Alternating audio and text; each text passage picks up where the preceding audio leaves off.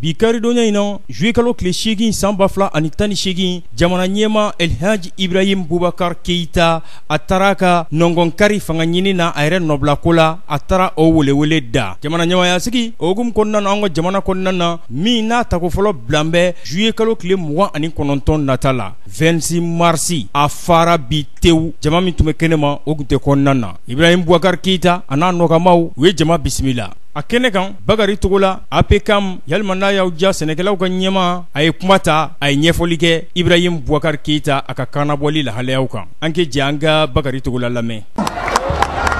Bakari Togola Senegala mɔgɔ ba 30 o de nana a tɔgɔ la a ye tɛgɛ fɔ Bakari Togola ye Bakari Togola Bakari filɛ Bakari Ibrahim Boubacar Keita fa tɔgɔ ma o bana ko filɛ ayiwa malemaw ani wula an sila hɛrɛ rɔ ala ka tile hɛrɛ d'an ma ko mɔgɔ jugu t'i ba sinamuso ye ani ba ma sɛ ta i bɛ dugawu kɛ ala k'i ba yɛlɛ a sanfɛ mɔgɔ minnu tɛ Mali fɛ bi ala k'an yɛlɛ o sanfɛ an b'an ka jamanakuntigi Ibrahim Boubacar Keita a n'a furumuso ɲuman fo ka premier ministre fo ka assemblée président fo ka ministre fɛn o fɛn bɛ yan k'a bɛɛ fo parti ɲɛmɔgɔ fɛn o fɛn bɛ yan k'a bɛɛ fo muso ni cɛ ni denmisɛnnin ni mɔgɔkɔrɔba denmisɛnnin ni mɔgɔkɔrɔba mɔgɔ o mɔgɔ bɔra kungo kɔnɔ ka na yan an bɛ bɛɛ fo ka bɛɛ waleɲuman dɔn ne hakilara bi ye donba de ye bi ye donba ye cɛ daga an ka jamanakuntigi ɲuman Ibrahim Boubacar Keita a ko a bɛna a ka lancement kɛ 26 mars la bi an b'a fo ka waleɲuman dɔn kɛ daga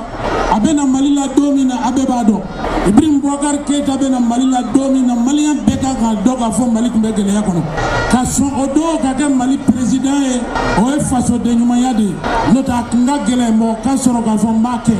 nka a y'a ta gɛlɛya min kɔnɔ anw hakilila rɔ a ye baara kɛ domaine bɛɛ kɔnɔ an ka l'armée tun bɛ cogo min na an bɛɛ b'a dɔn bi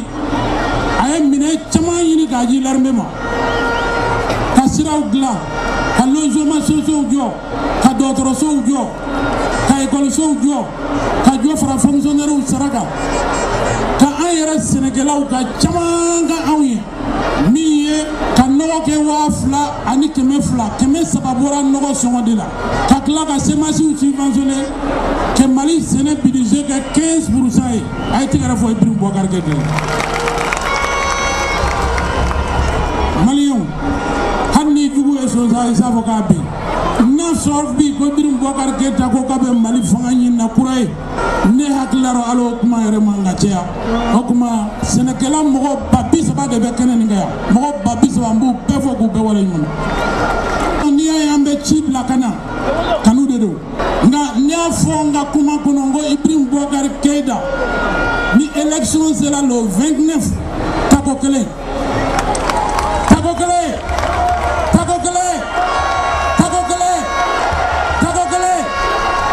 ni mɔgɔ ko tɛ kɛ a bɛ k'i kɔfɛ mɔgɔ tɛ se ka sira saya ɲɛ ka sira to yen sa n'an bɛ sa an bɛ to yen o tuma a k'a hakili lasigi n'i ye jamana jɛ i yɛrɛ b'a dɔn denmisɛn ɲɛma tɛ nin mɔgɔkɔrɔba basigilen balekulen de don dugutigiw ko k'a fɔ alimamiw ko k'a fɔ jamanaden bɛɛ ko k'a fɔ n'Ala sɔnna ni élection sera bi kɔfɛ an ka jigin ka baara kɛ ni bɛɛ jigira ka baara kɛ a taara 97% fɔlɔ ta la n'an ma 90 sɔrɔ an kana jigin 80 ɲɔgɔn dɛ o kuma ne ta ye foli ye halisa ka lakananikɛlaw fo halisa a ka hakili jɔ marifatigiw rɔ olu de ta ka gɛlɛn mugu ye 3 ye cɔmugu marifamugu ani bobaramugu a ka dabakalamugu ni bobaramugudigiw jɔ ne bolo a bɛ ɲa n'Ala sɔnna musokɔrɔba tɛ sugu rɔ a ka nafɛnw bɛ sugu rɔ donc anw b'a fɔ cɛ farala muso kan mɔgɔ mɔgɔ nana ka na sali nin fɔ an b'a bɛɛ fɔ ka yafa ɲini bɛɛ fɛ ni min donna min ka sɔrɔ an ka yafa ɲɔgɔn ma jamako don ko kɛra cogo o cogo jɔ bɛ jigin jɔ la nka Ibrahim ko de y'an bɛɛ se yan donc ne ta ye foli ye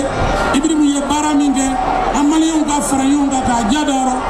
walasa k'a dɔn k'a fɔ ni mɔgɔ min ye baara kɛ maliyɛnw b'a ye dɔn ye et c'est ça que maliyɛnw bɛna dɔn ye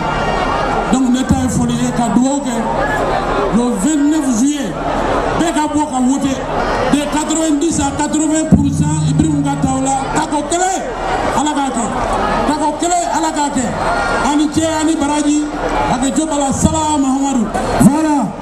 ni tu ye Bakari Togola ye, Iba Wade bɛ tila ka na, Iba Wade bɛ tila ka na, Gaspi bɛ yan, Ablaye Jabate bɛ yan, Sidiki Jabate bɛ yan. Sisan an bɛna kɛnɛ di mɔgɔ min ma, o ye Abdoulaye Jabate. Abdoulaye Jabate. Nin tun ye Bakari Togola ye, ale tun bɛ ka ɲɛfɔli kɛ kalata lahalayaw kan, labɛn minnu bɛ sen na yaasa Ibrahim Boubacar Keita a yɛrɛ ka fɔ la o bɛ se ka kɛ tako kelen ye cogo min na jamana ɲɛmayasigi kalata la anw fɛ yan, n'a tako fɔlɔ bila bɛ ka juillet kalo tile 29 nata kɔnɔ. A bɔra ka laseli min lamɛn sisan, a labɛnna malizoom.net a cɛdenw de fɛ.